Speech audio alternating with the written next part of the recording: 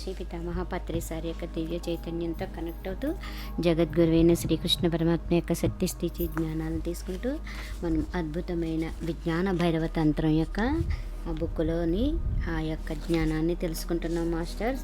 అంటే మీ శ్వాస వేగం ఎక్కువగా ఉంటే ఆయు ప్రమాణం తగ్గిపోతుంది అని ఆయుర్వేదంలో కూడా చెప్పబడింది. ఆధునిక వైద్యం అంటోంది లైంగిక చర్య మీ రక్త ప్రసరణ సవ్యంగా జరిగేందుకు తోడ్పడుతుందని, రతికార్యం మీ సౌఖ్య స్థితికి సహాయపడుతుందని.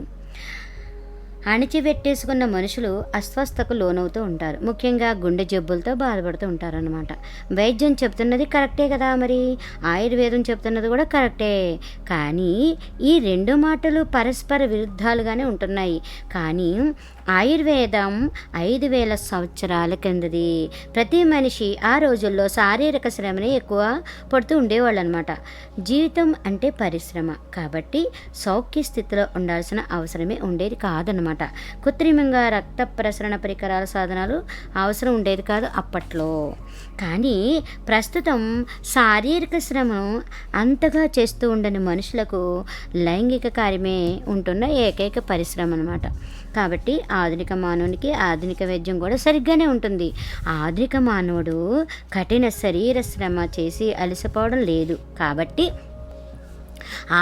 ఆధునిక మానవుడికి కార్యమే పరిశ్రమను అందిస్తుంది, అదే తెప్పిస్తుంది నవీన మానవుడి అలుపును. గుండె ఎక్కువ వేగం కొట్టుకుంటుంది, రక్త ప్రసరణ మరింత వేగంగా ఉంటుందన్నమాట. శ్వాసక్రియ మహాప్రగాఢ స్థితిలో జరుగుతూ కేంద్రాన్ని తాకుతూ ఉంటుంది. కాబట్టి క్రీడ అయిపోయిన తర్వాత సౌఖ్య స్థితిలోకే మీరు చేరుకుంటారు. నిద్ర కూడా సులభంగా పట్టేస్తుంది. ఫ్రాయిడ్ అంటాడు కామక్రీడే అత్యుత్తమ ప్రశాంతి ప్రదాయకమని. అదే ఉంటుంది మానవుడికి, కనీస ఆధునిక మానవుడికి ప్రశాంత ప్రదాయకంగా. శ్వాస వేగం పెరుగుతుందన్నమాట కామంలో ఉన్నప్పుడు. కోపస్థితిలో శ్వాస వేగం పెరుగుతుంది. కామక్రీడలో ఉన్నప్పుడు మీ మనస్సు నిండి ఉంటుంది కోరికతో, వ్యామోహంతో, అపవిత్రతతో. మనస్సు నిర్మలంగా పవిత్రంగా ఉన్నప్పుడు ఏ కోరిక మనస్సులో ఉండకుండా, ఏ వెతుకులాట ఉండకుండా, ఏ ఆశయము ఉండకుండా, మీరెక్కడికి పోకుండా ఉంటూ ఇక్కడే ఓ అమాయపు కొలనులాగా ఉంటున్నప్పుడు ఓ చిన్ని తరంగం కూడా ఉండకుండా అప్పుడు శ్వాస ఆగిపోతుంది సహజంగానే. ఏ అవసరము ఉండదు దానికి. ఆ మార్గంలో చిరు ఆత్మ మాయమైపోతుంది. మీరు ప్రాప్తించుకుంటారు ఉత్తమాత్మను, పరమాత్మను. మీరు ఆ క్షణంలోనే మీరు ప్రాప్తించుకుంటారు. మనసు మాయలను అధిగమించడం అన్నమాట. ఇంకొక చాప్టర్లోకి వచ్చేసాం మనము. శ్వాసల మధ్య వ్యవధిని గమనిస్తే ఎలా కలుగుతుంది జ్ఞానోదయము? మంచి ప్రశ్న కదండి ఇది. పనిచేస్తూ ఉంటూ కూడా శ్వాస మీద ధ్యాసను ఎలా ఉంచుకోవడము? ఈ రెండో ప్రశ్న. ఓకే, ప్రశ్న. శ్వాసలో కేవలం ఓ బిందువును ఎరుకలోకి తెచ్చుకున్నంత మాత్రాన ఎలా సంప్రాప్తించగలుగుతుంది ఓ మనిషికి ప్రజ్ఞోదయం? శ్వాసలో ఉండే క్షణికమైన స్వల్ప విరామాన్ని గమనించగలిగినంత మాత్రాన ఎలా కాగలుగుతుంది ఓ మానవుడికి అచేతనం నుండి విముక్తి? ఎంతో ప్రాముఖ్యత ఉన్న ప్రశ్న ఇది. ఎన్నో మనస్సుల్లో ఈ ప్రశ్న తప్పకుండా తలెత్తే ఉంటుంది కదా. కాబట్టి ఎన్నో విషయాలను అర్థం చేసుకోవాల్సి ఉంటుంది మనం. ముందుగా ఓ ఆలోచన ఉంటుంది, ఆధ్యాత్మికత అన్నది ఓ కష్టసాధ్యమైన ప్రాప్తమని. అంతే కదా, అయ్యబాబా ఆధ్యాత్మికంగా అంటే మనం ఎలాగా మనకు తెలియదు, చాలా కష్టమో అనుకుంటూ ఉంటాం అన్నమాట అని. రెండు కాదు అది. అంటే అది కష్టంగానూ ఉండదు. అంటే అది రెండూ కాదు, కష్టమో కాదు, కష్టం కాదు, అలాగని ప్రాప్తము కాదు, అది ఓ ప్రాప్తం కూడా కాదు అని. అయితే ఎలా మీరు ఉంటున్నారు? మీరు ఆధ్యాత్మికంగానే మరి ఎలా ఉంటున్నారు మీరు? మీ జీవుడికి లేదా మీ ఉనికికి మరి దేన్నో కలపాల్సినది ఏది ఉండక్కర్లేదు. మీ ఉనికిలోంచి దేన్నో తొలగించాల్సిన అవసరం కూడా లేదు. ఉండగలిగేటంత సంపూర్ణతతో మీరు ఉంటున్నారు. అంటే మనం ఎప్పుడైతే సహజంగా సంపూర్ణత్వ స్థితిలో ఉంటున్నారు, ఏ భవిష్యత్తులోనో మీరు సంపూర్ణులు అయిపోతారని కాదు. మరి భవిష్యత్తు గురించి కానీ గతం గురించి కానీ ఆలోచించుకుంటే అక్కడ మనం సంపూర్ణత్వంతో ఉండమన్నమాట. ఏ కఠిన కార్యాన్నో చేస్తేనే మీరుగా మీరు ఉంటారని కాదు అక్కడ. ఆధ్యాత్మికత అంటే మీరెక్కడికో చేసే ప్రయాణం కాదు. ఇంకెక్కడికి మీరు వెళ్ళవలసిన అవసరం కూడా లేదు. చేరాల్సిన చోటుకు ఇప్పటికే చేరుకుని మీరు అక్కడ ఉన్నారు. దేన్ని మీరు ప్రాప్తించుకోవాలని అనుకుంటున్నారో ఇప్పటికే దాన్ని ప్రాప్తించుకునే మీరు ఉంటున్నారు. మీరు ఏదైతే మీరు కావాలనుకుంటున్నారో దాన్ని ప్రాప్తించుకుని మీరు అక్కడే ఉన్నారు. మీ ఊహ మహాప్రగాఢంగా మీ అంతరంగంలోకి ప్రవేశించాలి. అంతే మీరు చేయాల్సిందంతా. ఊహ, భావన, ఆలోచన మొత్తం అంతా కూడా మన అంతరంగంలోకి ప్రవేశించాలి. అప్పుడు మాత్రమే మీరు అర్థం చేసుకోగలుగుతారు ఎందుకింత సామాన్యమైన తంత్రాలు సహాయపడగలుగుతున్నాయి అని. ఆధ్యాత్మికత అన్నది సాధించుకోవాల్సింది ఓ ప్రాప్తమే అయితే అప్పుడు సహజంగానే అది ఎంతో కష్టంగానే ఉంటుంది కదా. కష్టంగా ఉండడం మాత్రమే కాదు, అసాధ్యం కూడా అయిపోతుంది కూడా నిజంగానే. ఇప్పటికే ఆధ్యాత్మికులై మీరుండకపోతే మీరు ఉండలేరు ఆధ్యాత్మికంగా. ఎప్పటికీ ఆధ్యాత్మికంగా మీరు ఉండలేరు అన్నమాట. ఎందుకంటే ఆధ్యాత్మికంగా ఉండినవాడు ఎలా ఉండగలుగుతాడు ఆధ్యాత్మికంగా? ఇప్పటికే దివ్యత్వంతో మీరు అంటూ ఉండకపోతే అప్పుడు ఏ అవకాశము మీకు ఉండదు, ఏ మార్గము మీకు ఉండదన్నమాట. మీరెంతటి ప్రయత్నాన్ని చేసినా సరే దివ్యత్వంలో ఉండని మనిషి ఎంత ప్రయత్నాన్ని చేసినా సృష్టించలేడు దివ్యత్వాన్ని. మనం దివ్యత్వంలో ఉంటేనే దివ్యత్వంగా మారతాము, కానీ మనం సృష్టించలేము దివ్యత్వాన్ని. దివ్యులుగా మీరు ఉండకపోతే మీ ప్రయత్నం వల్ల సృష్టింపబడదు దివ్యత్వము, అసంభవం అది అని చెప్తున్నారు. కానీ పరిస్థితి అంతా పూర్తి వ్యతిరేకంగానే ఉంటుంది. ఇప్పటికే మీరుంటున్నారు. దేన్ని ప్రాప్తించుకోవాలని మీరు అనుకుంటున్నారో అదేగా మీరున్నారు. అయితే కానీ గతం భవిష్యత్తుని వదిలిపెట్టాలి. వర్తమాన క్షణంలో ఎక్కువగా ఉంటే దివ్యత్వంతో మనం ఎక్కువగా ఉంటాం అన్నమాట. దేన్ని మీరు కోరుకుంటున్నారో అది ఇప్పటికే మీలో ఉంటుంది. అది ఉంటుంది మీలోనే, ఇక్కడే ఇప్పుడే ఈ క్షణంలోనే. దేన్ని దివ్యత్వం అని మీరు అంటున్నారో అదే అయి ఉంటున్నారు మీరు. పరమం ఇక్కడే ఉంది. ఇదే ఇప్పుడున్న స్థితి అన్నమాట. అందువల్లే అది సామాన్య తంత్రాలు ఉపయోగపడగలుగుతున్నాయి. ఇది ఓ ప్రాప్తం కాదు, ఓ పునర్గ్రహణం మాత్రమే అన్నమాట. అందుంటోంది మీ లోపలే దాక్కుని. మరి ఇది ఉంటుంది అతి చిన్న విషయాల్లోనే దాక్కునమాట. మన స్వరూపం ఉంటుంది, మన దుస్తులు ఉన్నట్లుగానే ఉంటుంది కదా. మీ శరీరం ఇక్కడ ఉంది, మీ దుస్తుల్లో దాక్కుని. ఇదే విధంగా మీ ఆధ్యాత్మికత కూడా ఉంటుంది, కొన్ని దుస్తుల్లో దాక్కుని ఉందన్నమాట. అది అంటే ముసుగులు అంటారు కదండి, దాంట్లో ఈ దుస్తులే మీ వ్యక్తిత్వము. మీరు ఉండవచ్చు నగ్నంగా ఇక్కడే ఇప్పుడే. ఇదే విధంగా మీరు ఉండవచ్చు మీరు ఆధ్యాత్మికతలో కూడా నగ్నంగా అంటే మన ముసుగులు అన్నమాట. ముసుగులు తొలగించుకోవడం. ఏ ముసుగులు ఎక్కడగా ఉంటే అక్కడ మన సహజ స్థితిలో మన యొక్క అసలైన దివ్యత్వంతో మనం కలిసిపోయి ఉంటాం అన్నమాట. ఒక్కొక్క ముసుగు వేసేసుకుని మనం ఆ యొక్క దివ్యత్వాన్ని మూసేసాము. కానీ మీకు దుస్తులు అంటే ఏమిటో తెలియడం లేదు. దుస్తులు అంటే మీకు ఏంటో తెలియటం లేదు. ఆ దుస్తుల్లో దాక్కుని ఎలా ఉంటున్నారో మీకు తెలియడం లేదు. ఎంతో కాలం నుండి దుస్తుల్ని ధరిస్తూనే ఉంటున్నారు మీరు. ఒక్కొక్క జన్మలో ఎన్నో ముసుగులు. ఈ ముసుగుల్ని దుస్తులు అని పెట్టారనమాట ఇక్కడ. ఎన్నో జన్మల్లో మరెన్నెన్నో జన్మల్లో ఇంకా ఎన్నెన్నో జన్మలు మీరున్నారు. ఆ ముసుగుల్లోనే మీరుంటున్నారు. మీ దుస్తులతోటే ఓ గుర్తింపును స్వయంగా పొంది ఉంటూ. అందువల్ల ఇప్పుడు మీరు ఆలోచించరు, వీటిని ముసుగులని దుస్తులని ఆలోచించరు అన్నమాట. అంటే మనలో పూర్తిగా కలిసిపోయినాయి.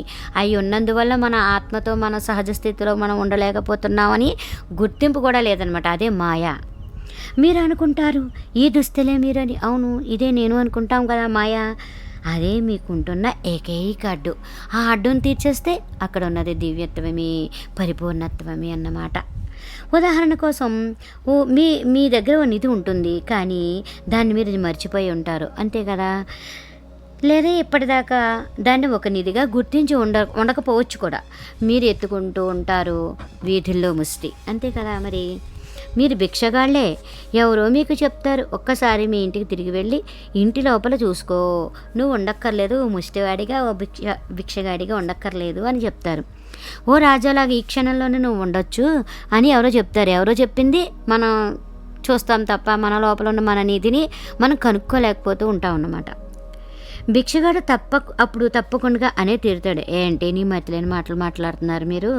ఎలా ఉండగలుగుతాను రాజాలాగే ఈ క్షణంలో? నేను ఏళ్ల తడిబిడి నేను ఉంటున్నాను ఈ వీధుల్లోనే అడుక్కుంటూ. ఎప్పటికీ భిక్షగాడిగానే నేను ఉంటున్నాను. ఇదే విధంగా ఎన్ని జన్మల్లో నేను ముష్టెత్తుకున్నా ఎప్పటికీ అయిపోలేను కదా మహారాజుగా. కాబట్టి ఎంత మతిలేని మాటలు మీవి? ఈ క్షణంలో రాజాలాగా ఎలాగ ఉండొచ్చు అంటున్నారు అని అడుగుతాడనమాట. అసాధ్యమే కదా అది. మరి ఓ భిక్షగాడు ఈ మాటలు ఎప్పటికీ నమ్మలేడు. అంతే కదా, మనం కూడా దివ్యత్వం మనలోనే ఉంది అంటే ఎంత సాధన చేస్తేనే కానీ మన దివ్యత్వాన్ని మనం గుర్తించుకోలేము మాస్టర్స్. ఇందువల్ల ముష్టెత్తుకునే మనస్సుకు అదే ఎంతో కాలం నుంచి అలవాటైపోయింది. అడుక్కునే తినే ఇదిలో ఉండిపోయింది మనస్సు. ఆ అడుక్కు తినే మనస్సులో నుంచి మనం చక్రవర్తిలోనే మనస్సుకి ఎదగాలన్నమాట. మన సాధన వల్ల ఎదుగుతాం. అది కానీ నిధి ఇంట్లోనే ఎక్కడో దాక్కుని ఉంటే అప్పుడు కాస్త త్రవ్వి మట్టి తొలగించుకుని చూస్తే మరి అది నిధి కనిపిస్తోంది కదా. మరి ఆ తక్షణం భిక్షగాడిగా ఉన్న స్థితి నుంచి మహారాజుగా అయిపోతాడు ఒక మహారాజుగా. ఆ కాస్త మట్టి తవ్వి తీయాలి అంతే. ఇదే జరుగుతుంది ఆధ్యాత్మికత్వంలో కూడా. అది ఉంటుంది ఒక గుప్త నిధిగా, మనకి ఎవ్వరికీ కనిపించదు. ఈ బాహ్య నేత్రాలకు అస్సలు కనిపించదు, మనస్సుకు అంతకన్నా కనిపించదు అనమాట. భవిష్యత్తులో దేన్నో మీరు సాధించుకోక్కర్లేదు మాస్టర్స్. మీరు దాన్ని గుర్తించడం లేదు. ఎప్పటికీ మీరు గుర్తించలేకపోతున్నారు కనుక మీరు ఇలా ఉంటున్నారు. మీరు ఎప్పుడు ఆధ్యాత్మికంలో దివ్యత్వంలో కలిసిపోయే మీరున్నారు అని పదే అదే చెప్తున్నారనమాట. కానీ ఇప్పటికీ మీ స్వంతం అయ్యే ఉంటుంది అది. అదే మీరే. ఆ గుప్తనిధి అంతా కూడా మీరే. కానీ మీరు భిక్షమెత్తుకుంటూనే ఉంటున్నారు. మీరు నమ్మలేకపోతున్నారు, విశ్వసించలేకపోతున్నారు. అందువల్ల కాబట్టి సామాన్య తంత్రాలే ఉపయోగపడుతూ ఉంటాయన్నమాట.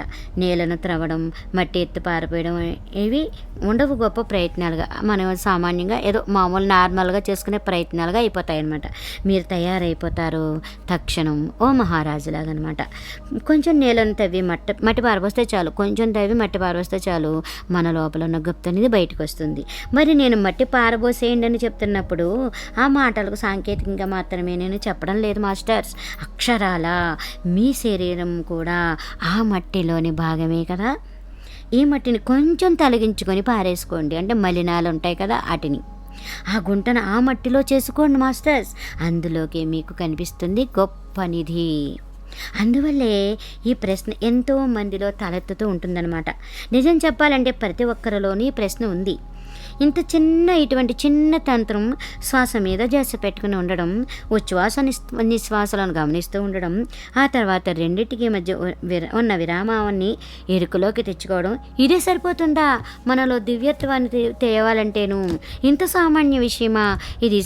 ఇంత సులువైన విషయమా ఇది? చాలా జ్ఞానోదయ ప్రాప్తించేందుకు మీకు బుద్ధుడికి ఉన్న వ్యత్యాసం అంతేనా అని ఆశ్చర్యపోతాం అన్నమాట. శ్వాసల మధ్య ఉన్న విరామం గురించి మీకు తెలియకుండా ఉండడం, బుద్ధుడికి తెలిసి ఉండడం అంతేనా అని అనుకుంటూ ఉంటాం అన్నమాట. ఇది ఉండడం లేదు. తార్కికంగా మీకు బుద్ధుడికి మధ్య ఉంటుంది మహాదూరం, అంతే కదా. ఎంతో దూరం, ఎన్నో వేల కిలోమీటర్ల దూరం చేసేసుకున్నాం మనమే. దూరం అనంతంగానే ఉన్నట్లు తోస్తూ ఉంటుందన్నమాట. ఓ భిక్షగాడికి ఓ మహారాజుకి మధ్య అంతరం అనంతంగానే ఉంటుంది కదా మాస్టర్స్. కానీ ఆ భిక్షగాడు వెంటనే మహారాజుగా అయిపోగలడు. ఓ నిధి అప్పటికే అతనిలో దాక్కుని ఉంటే. బుద్ధుడు మీలాగే భిక్షగాడే. ఆది నుంచి ఆయన బుద్ధుడు అయిపోలేదు. ఓ క్షణాంతరంలో భిక్షగాడు చచ్చిపోయాడు. ఎప్పుడైతే భిక్షగాడు చచ్చిపోయాడో ఆయన అయిపోయాడు బుద్ధుడిగా, జ్ఞానోదయం పొందిన వానిగా. నిజంగా సావకాశంగా తాపీగా ఏర్పడే క్రమం కాదది. బుద్ధుడు క్రమక్రమంగా దేన్నో పోగు చేసుకుంటూ ఒకరోజు భిక్షగాడుగా ఉండకుండా ఓ మహారాజుగా అయిపోయి ఉంటాడని కాదు. ఓ భిక్షగాడు ఎప్పటికీ అయిపోలేడు. పోగు చేసుకుంటూ ఎప్పటికీ భిక్షగాడిగానే ఉంటాడు. అయితే ధనిక భిక్షగాడు కావచ్చు, అంతే కదా. ధనికంగా కూడా అడుక్కుంటే చేసుకునేవాడుగా ఉండొచ్చు. అయినా ఉంటాడు భిక్షగాడు, కానీ ఇంకా అడుగుతూనే ఉంటాడు. ఓ ధనిక భిక్షగాడు బీద భిక్షగాడి కంటే పెద్ద భిక్షగాడుగానే ఉంటాడు. కానీ అకస్మాత్తుగా ఒక రోజున ఓ బుద్ధుడు తన అంతరంలోని నిధిని ప్రాప్తించుకున్నాడు.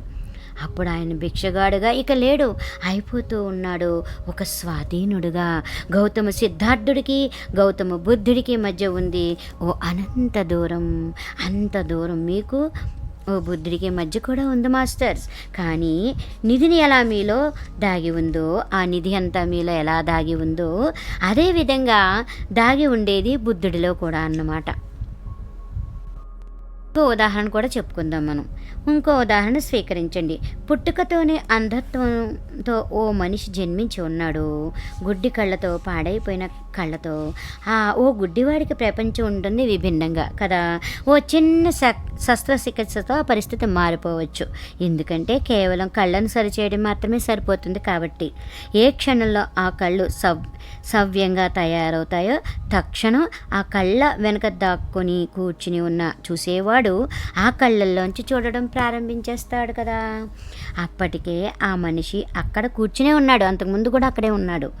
ఆ కళ్ళకు కిటికీలు మాత్రం లేవన్నమాట. మీరుంటున్నారు కిటికీలు లేని ఓ ఇంట్లో. గోడలో ఓ కన్నాన్ని మీరు చేయవచ్చు. వెంటనే మీరు బయట ఉన్న వాటిని చూస్తూ ఉంటారన్నమాట. మనం ఏది కాబోతూ ఉన్నామో అదే ఎప్పటికీ ఉంటున్నాము అన్నమాట. ఎవరు మనం అవ్వబోతూ ఉన్నామో ఇప్పటికే వాడే అయి ఉంటున్నాము. ఈ వర్తమానంలోనే దాక్కుని భవిష్యత్తు ఉంటుంది. అవకాశాలన్నీ ఉన్నాయి ఈ విత్తనంలోనే. కేవలం ఓ కిటికీని పగలగొడితే చాలు. ఓ చిన్న శస్త్రచికిత్స అవసరమే ఉంది. దీన్ని మీరు అర్థం చేసుకుంటే ఆధ్యాత్మికత ఇప్పటికే మీలో ఉంటుంది. ఆ స్థితి ఉంది ఇప్పటికే.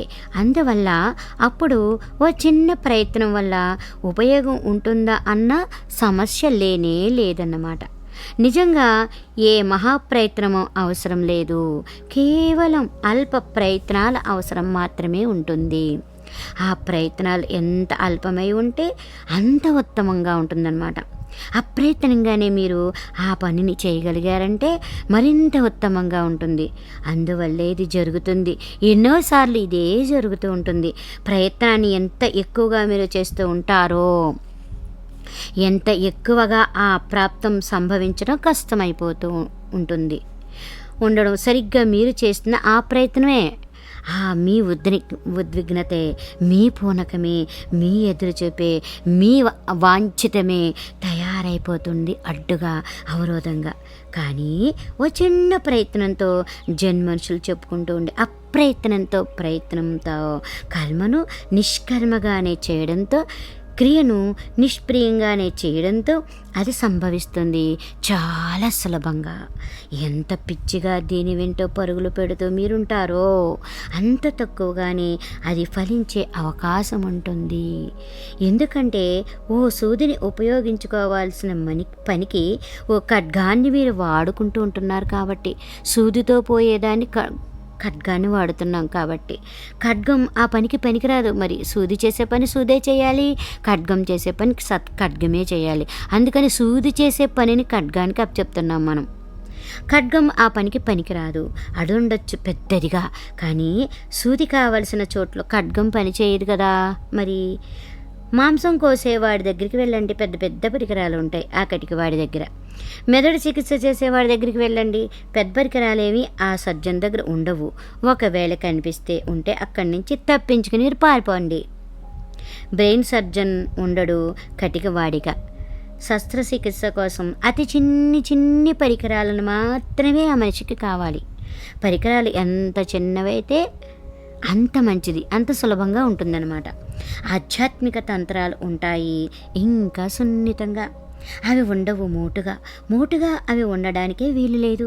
ఎందుకంటే ఆధ్యాత్మిక శస్త్రచికిత్సలు ఇంకా సూక్ష్మంగా ఉంటాయి కాబట్టి. ఓ మెదడును శస్త్రచికిత్సతో కోసి చికిత్స చేస్తున్నప్పుడు ఆ శస్త్ర నిపుణుడు స్థూల పదార్థం మీదే ఛేదనను చేస్తూ ఉంటాయి. కానీ ఆధ్యాత్మిక తలంలో మీ చికిత్స వ్యవహారం జరుపుతున్నప్పుడు ఆ శస్త్రచికిత్స మరింత రసాత్మకంగానే ఉండి తీరుతుంది. అక్కడ ఉండదు స్థూల పదార్థము, అది ఉంటుంది సున్నితంగా. ఇది ఒక విషయము. రెండవది ఈ ప్రశ్నిస్తున్న ఆయన అడుగుతున్నాడు, అతి చిన్న దాంతో అతి పెద్ద విషయం ఎలా కాగలుగుతుంది సంభవం అని. ఈ సంకల్పం ఉంటుంది అతార్కికంగా, అవైజ్ఞానికంగా అన్నమాట. ఇప్పుడు వైజ్ఞానికానికి తెలుసు పదార్థ కణం ఎంత చిన్నదై ఉంటే మరింత అణుస్థితిలో ఉంటుందని, ఎంత ఎక్కువ విస్ఫోటక కారకంగా అది ఉంటుందని. అణువులు ప్రేలుడు నిజంగానే మహా గొప్పగా ఉంటాయి కదా. చిన్న అణువులు పరమాణువులు ఎంత చిన్నవి ఉంటాయి, కానీ దాన్ని పేరిందంటే ఎంత పెద్ద విపత్కర పరిస్థితి వస్తుంది. చిన్నదే మరి. ఎంత చిన్న అణువైతే అంత గొప్ప ప్రేలుడు, అంత గొప్ప ఫలితం ఉంటుందన్నమాట. మీరు ఊహించగలిగేవారా? 1945వ సంవత్సరానికి ముందు పోనీ ఏ కవి అయినా, ఏ స్వాప్నికుడు అయినా ఊహించగలిగేవారా 2 విస్ఫోటనాల వల్ల హిరోషిమా, నాగసాకి నగరాలు జపాన్లో మట్టిలో కలిసిపోతాయని ఎవరైనా ఊహించగలిగారా? 2 లక్షల మంది ఉనికిలో నుంచి తుడిచిపెట్టుకుపోయారు కొన్ని క్షణాలలో. మరి అన్ని అణువులే చిన్న అణువులే కదా. మరి ఆ ప్రేలుళ్లకు ఏ శక్తి ఉపయోగపడింది? మరి ఓ చిన్న అణువు, అత్యంత సూక్ష్మమైన ఓ పదార్థపు కణమే తుడిచిపెట్టేసింది 2 నగరాలను. ఆ అణువు మీ కంటికి కూడా కనిపించదు. కళ్ళతో మాత్రమే కాదు, ఏ పరికరాలతోనూ దాన్ని మీరు చూడలేరు. ఏ పరికరము దాన్ని మీకు చూపించేందుకు సరిపోదు. విస్ఫోటన ఫలితాలను మాత్రమే మీరు చూడవచ్చు. అంత చిన్నగా ఉంటాయన్నమాట. కానీ విస్ఫోటనం చాలా పెద్దగా ఉంటుంది. అందువల్ల హిమాలయ పర్వతాలు మహా పెద్దవి అనుకోకండి. పెద్ద స్వరూపం దానికి ఉంది కాబట్టి. అంతటి హిమాలయాలు సైతం నిర్వీర్యం అయిపోతాయి ఓ చిన్న అణువు విస్ఫోటనంతో. ఓ చిన్న అణువు పేల్చితే చాలు హిమాలయాలు తుడిచిపెట్టుకుపోతాయి. స్థూల పదార్థపు ఘన పరిమాణం ఆవశ్యకంగా దాని శక్తి అయిపోదు. తద్విరుద్ధంగా పదార్థం ఎంత చిన్నదై ఉంటే, ఎంత సూక్ష్మంగా ఉంటే అంత ఎక్కువగా దానికి చొచ్చుకుపోయే శక్తి ఉంటుందన్నమాట. ఎంత సూక్ష్మత పరిమాణంతో పదార్థం ఉంటుందో అంత ఎక్కువ శక్తితో నింపబడి ఉంటుందన్నమాట. ఈ చిన్ని తంత్రాలు ఉంటున్నాయి పరమాణు పరిమాణంలో అన్నమాట. పెద్ద విషయాలను సంభవింపచేస్తున్న వాళ్ళెవరికీ అణు విజ్ఞానం తెలీదు, అంతే కదా. మరి పరమాణువులతో పనిచేస్తున్న అతి చిన్న వాళ్ళుగా, హిమాలయ పర్వతాలలో పనిచేస్తున్న వాళ్ళు అతి పెద్దవాళ్ళుగా మీ ఆలోచనలో కల్పిస్తూ ఉంటారనమాట. అంటే పరమాణువులతో పనిచేస్తున్న వాళ్ళు అతి చిన్నవాళ్ళు అనుకుని, హిమాలయాలో పనిచేస్తున్న వాళ్ళు పెద్దవాళ్ళు అనుకుంటూ ఉంటాం మనం. మన ఆలోచనలు అలాగే ఉంటాయి. హిట్లరు గొప్ప జన సమూహాల మీద పనిచేస్తూ ఉండేవాడు. మావో పనిచేశాడు గొప్ప సమూహాల మీదే, జన సమూహాల మీద. మరి ఐన్స్టీను, ప్లాంకు పనిచేసుకుంటూ ఉండేవాళ్ళు వాళ్ళ ప్రయోగశాలలో అతి చిన్న పదార్థపు కణాలతో, మహాసూక్ష్మాతి సూక్ష్మమైన శక్తి కణాలతో. కానీ ఆఖరికి ఐన్స్టీన్ పరిశోధనల ముందు రాజకీయ మనుషులందరూ నపుంసకులే అయిపోయారు. ఆ రాజకీయ నాయకులు పనిచేశారు అతిపెద్ద ఘనకార్యాల మీద. కానీ వాళ్లకు తెలీదు ఓ అల్ప కణానికి ఉన్న రహస్యం. నైతికత్వపు మహాశయులు పెద్ద తలాలలోనే పనిచేస్తూ ఉంటారు. కానీ అవన్నీ ఉంటాయి స్థూలంగానే. ఆ వస్తువు పెద్దదిగా కనిపించవచ్చు, వాళ్ళ జీవితం అంతా వెచ్చింపబడుతుంది ఆ మహాకార్యం కోసం, ఆ నైతికత అభ్యాసాల కోసం, మరేవో అభ్యాసాల కోసం, సంయమనం కోసం, అధికారం కోసం, నియంత్రణల కోసం వాళ్ళు చేస్తూనే ఉంటారు నియంత్రణలను. వాళ్ళ ఉపదేశాలు ఉంటాయి మహా గొప్పగానే. తంత్రానికి మరి దీంతో ఏ సంబంధము ఉండదు. తంత్రం ఉంటుంది మానవ జీవుడి అణు రహస్యాలకు సంబంధించి, మన లోపల ఉన్న అణు రహస్యాలకు సంబంధించి ఉంటుందన్నమాట. మానవుడి మనస్సుకు సంబంధించి, మానవుడి చైతన్యానికి సంబంధించి ఉంటుంది. తంత్ర సాధించుకుంది మానవుడి జీవాణువు రహస్యాలను. తంత్రం పద్ధతులన్నీ అణు పద్ధతులు, అంటే చిన్నిగా ఉంటాయన్నమాట. వాటిని మీరు సాధించుకున్నారంటే వాటి ఫలితం విస్ఫోటకంగానే బ్రహ్మాండికంగానే ఉండిపోతుంది. ఇంకో విషయాన్ని కూడా మీరు తెలుసుకోవాలి. ఇంత చిన్న సామాన్య అభ్యాసంతో ఎలా వస్తుంది ఓ మానవుడికి జ్ఞానోదయం అని మీకు రావచ్చు అని మీరు అనగలుగుతున్నారంటే దీనికి అర్థం ఆ అభ్యాసాన్ని మీరు ఇప్పటిదాకా చేయనే లేదని, అభ్యాసం చేయకుండానే ఈ మాటను మీరు అంటున్నారని. ఈ అభ్యాసాన్ని మీరు చేశారంటే అప్పుడు చెప్పరు దీన్ని ఓ చిన్న సామాన్య అభ్యాసం అని. చూసేందుకు సులభంగానే అది కనిపిస్తుంది. 2-3 వాక్యాలలోనే తంత్రం అంతా బోధించబడి అందించబడి ఉంది కనుక. అణు సమీకరణాలు ఎంతెంతవై ఉంటాయో మీకు తెలుసు కదా. మరి 2-3 పదాలు మాత్రమే ఉంటాయి అంతే. మొత్తం సిద్ధాంతం అందులోకే వచ్చేసి ఉంటాను. సూత్రం అంటే సిద్ధాంతం మొత్తం అంతా దాంట్లోకి వస్తుంది కదా మాస్టర్స్. ఆ 2-3 పదాలతో దాన్ని అర్థం చేసుకోగలుగుతున్న వాళ్ళు ఆ పదాలను చూసిన వెంటనే ప్రపంచాన్నంతా విధ్వంసం చేసేయగలుగుతారు. సిద్ధాంత సమీకరణాలు ఉంటాయి అత్యల్పంగానే. తంత్రానివి కూడా సిద్ధాంత సమీకరణాలే కాబట్టి వాటిని మీరు చూస్తే అవి చిన్నవిగానే సామాన్యంగానే అతి సులభమైన సాధనా విషయాలుగానే కనిపిస్తాయి. కానీ అవి అలా ఉండవు. వాటిని చేసేందుకు ప్రయత్నించి చూడండి మీరే. ఆ సాధనలను మీరు అభ్యసించి చూస్తున్నప్పుడు మీకు తెలిసొస్తుంది అవేమి అంత సులభంగా లేవని. చెప్పేటప్పుడు ఉంటుంది అయ్యో ఇంత చిన్న పద్ధతే కదా తంత్రం అంటే నేను, కానీ సాధన చేస్తే ఉంటుంది మాస్టర్స్ మనకు అసలైన ఇది.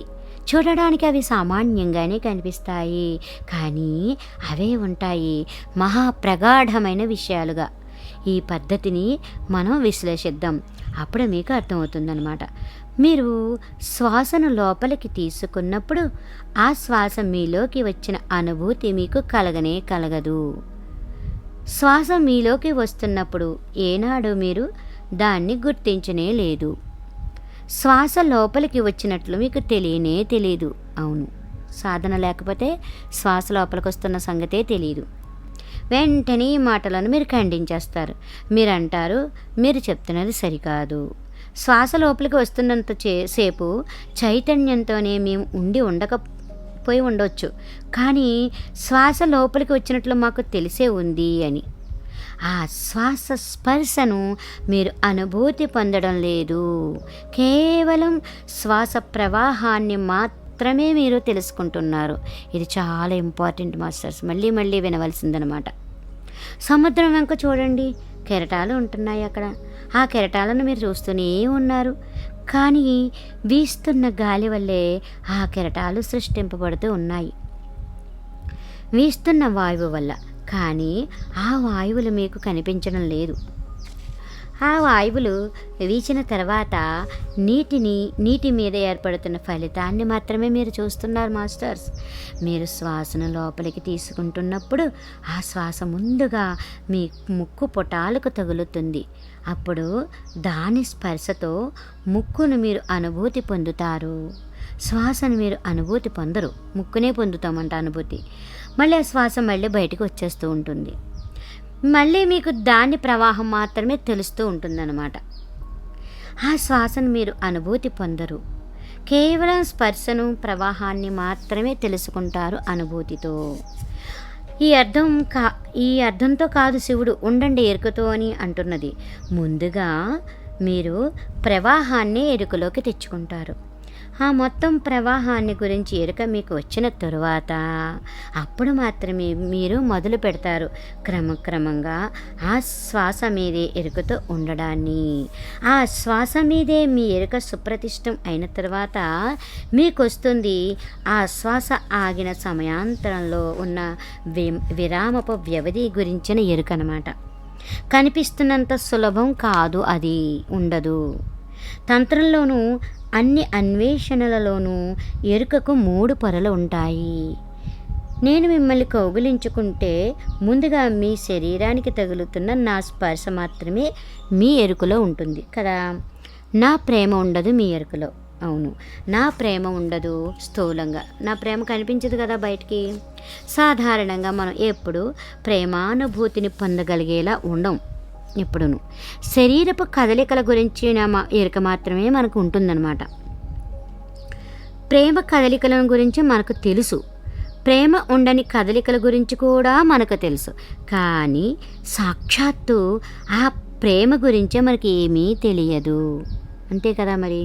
నేను మిమ్మల్ని ముద్దు పెట్టుకుంటే ఆ స్పర్శానుభూతి మాత్రమే మీ ఎరుకలో ఉంటుంది. నా ప్రేమానుభూతి ఉండదు మీ ఎరుకలో. ఆ ప్రేమని ఎప్పటికీ, ఆ స్వచ్ఛమైన ప్రేమని ఎప్పుడూ కూడా మనం ఎరుకలో ఉంచుకోము. ఆ ప్రేమ ఉంటుంది మహా సూక్ష్మమైన విషయంగా. నా ప్రేమానుభూతి మీ ఎరుకలో ఉండకపోతే ఆ ముద్దు ఉంటుంది కేవలం చచ్చిపోయి. ఆ ముద్దుకు అప్పుడు ఏ అర్థము ఉండకుండా నా ప్రేమను మీరు ఎరుకలోకి తెచ్చుకునే సామర్థ్యం మీకు వచ్చినప్పుడే మీరు ఉండగలుగుతారు చివరిగా నా మీద ఎరుకతో. ఎందుకంటే అది కూడా ఎరుకకు ఉంటున్న మరో ప్రగాఢ పొరే, అది కూడా ఇంకొక పొర, రెండో పొర అనమాట అది. కనుక మరి శ్వాస లోపలికి వెళ్తుంది, ఆ స్పర్శ మీ ఎరుకకు తెలుస్తుంది శ్వాస తెలియకుండా. కానీ ఆ స్పర్శ కూడా మీ ఎరుకలో ఉండడం లేదు. ఏదో తప్పు జరిగినప్పుడు మాత్రమే ఆ స్పర్శానుభూతి మీ ఎరుకలోకి వస్తూ ఉంటుందన్నమాట. శ్వాస తీసుకోవడంలో ఇబ్బంది ఏర్పడినప్పుడు మాత్రమే ఆ స్పర్శను మీరు గ్రహించగలుగుతున్నారు, లేకపోతే ఆ స్పర్శను కూడా మీరు తెలుసుకోలేకపోతున్నారు. ఎరుకలో ఉంటూ అనుభూతితో శ్వాసను గమనించే తొలి అంగం ఆ శ్వాస మీలోకి ప్రవేశిస్తున్నప్పుడు ఎక్కడ ఆ శ్వాస స్పర్శను మీరు అనుభూతితో గ్రహించుకున్నారో తెలుసుకోవడమే.